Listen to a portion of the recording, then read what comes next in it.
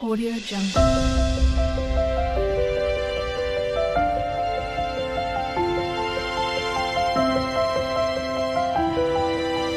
Audio Jungle.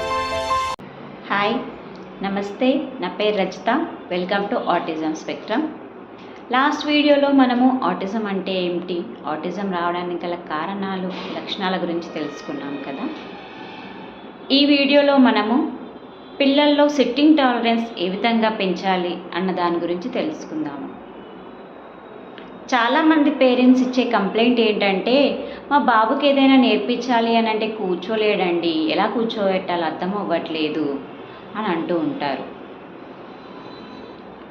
First thing, పిల్లల్లో sitting tolerance పెంచాలి అంటే మనం ఫ్రీగా ఉన్న టైంలో కాకుండా కిడ్ మూడ్ని బట్టి మనము కూర్చోబెట్టడానికి ట్రై చేయాలి. ఫస్ట్ మెయిన్ థింగ్ అదండి. కిడ్ మూడ్ స్వింగ్ ఎలా ఉన్నది అన్నది చూసుకోవడం ఫస్ట్ ఇంపార్టెంట్ థింగ్. అది మన గోల్, కిడ్లో సిట్టింగ్ టాలరెన్స్ పెంచడము.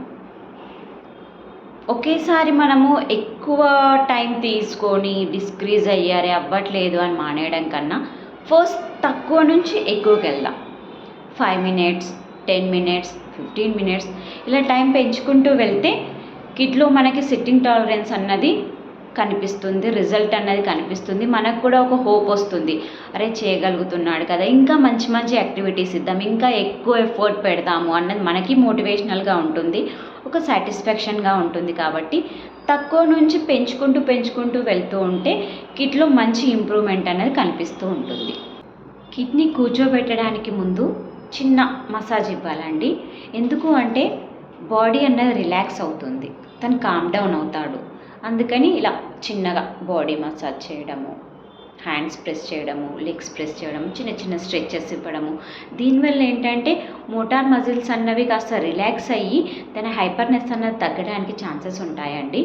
సో ఫస్ట్ మన బాడీకి కొంచెం మసాజ్ ఇచ్చి కూర్చుంటే కామ్ డౌన్ అవుతాడు, మనకి కోఆపరేట్ చేస్తాడు. సో మసాజ్ తర్వాత ఎనీ యాక్టివిటీస్, తనకి ఇంట్రెస్ట్ ఉన్న యాక్టివిటీస్ ఇచ్చి స్టార్ట్ చేసుకోవాలి. కిడ్లో సిట్టింగ్ టాలరెన్స్ పెంచడంలో యాక్టివిటీస్ మేజర్ పార్ట్ అండి.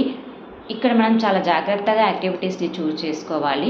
కిడ్కి ఏ విషయంలో అయితే ఇంట్రెస్ట్ ఉంటుందో, ఎలాంటి గేమ్స్లో ఇంట్రెస్ట్ ఉంటుందో ఆ పార్ట్ పైనే మనము యాక్టివిటీస్ తీసుకొని కూర్చోబెట్టడానికి ట్రై చేయాలండి.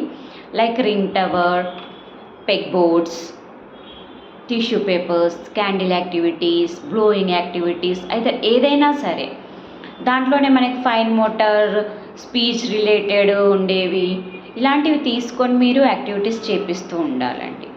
కొద్దిసేపు కూర్చోగలుగుతున్నాడు అన్న కిడ్కి మనం యాక్టివిటీస్ ఇచ్చి కూర్చోబెట్టడానికి చూస్తూ ఉంటాము.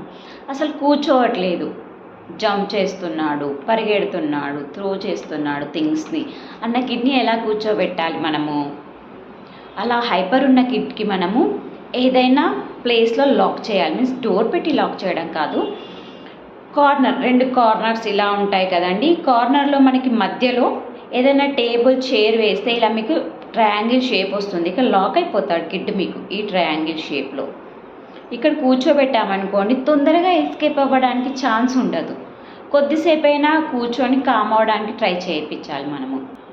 ఇలా మనం లాక్ చేసినప్పుడు కిడ్ ఏడుస్తూ ఉంటాడు, ఇట్స్ ఓకే, ఏడవనివ్వండి. ఎందుకంటే తనకి మనకు కావాల్సింది ఇంప్రూవ్మెంట్ చూడటం. మనము కొన్ని టైంలో కొంచెం స్ట్రిక్ట్గా ఉండైనా కొన్ని యాక్టివిటీస్ చేయించాల్సి వస్తుందండి. అరే ఏడుస్తున్నాడు కదా అని వదిలేస్తే మనకి ఇంప్రూవ్మెంట్ రాదు. కొన్నిసార్లు ఏడ్చినా బలవంతంగా అయినా చేయించాలి.